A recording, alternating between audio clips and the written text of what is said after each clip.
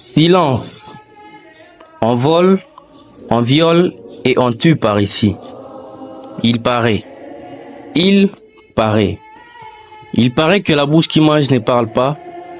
Eh bien, la mienne est vide, je parle, je parole. La parole est un souffle, une prophétie pour ce peuple meurtri.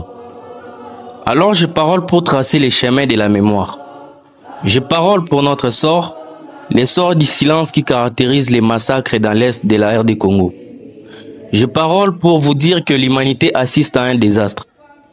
L'honneur est en horreur, l'horreur est à l'honneur, l'heure est de l'erreur. Et dans ces ténèbres, plus aucune lueur d'espoir n'est lui. Car chaque matin on vole, à midi on viole, les soirs on tue sous les regards impuissants et complices de la communauté tant nationale qu'internationale. Nos nuits deviennent plus longues que les jours. Dans ce sens, on est tous obligés de perdre quelque chose, la vie ou l'envie de vivre. Partout, c'est le même cri des larmes et des armes, larmes et armes des drames qui font perdre nos vies. Pourtant, chaque jour une expression bien plus qu'un mot, bien précise et rétrécie fuse partout, la paix.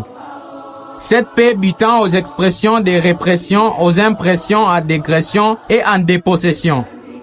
Les promesses d'une intégrale paix et quotidien pain, souffrant dans leur peine d'une indifférence notoire, sont réduites au silence. Aujourd'hui, ce peuple vit dans la peur sans repère de croiser ses mercenaires. La peur de perdre leur dignité ou leur virginité. De Rutshuru à Irumu, de Beni à Minembwe, d'Uvira à Djungu, de Walikale à Bunia, ce sont les mêmes scénarios ignobles qui se produisent et se reproduisent. Jeunes et vieux, des heures et des heures de marche au désert à la recherche d'un lieu sûr et paisible pour l'abri. Ainsi, les uns se fatiguent plus vite que les autres. De même, ils sont exposés à toutes sortes de maux. Maladie, intempéries, soif, faim. Dès lors, ils sont éliminés les uns après les autres par l'un de ces fléaux. Oh! Quelle tristesse pour ces dames en larmes à qui on inflige un traitement inhumain. Ces saintes qu'on met en servitude.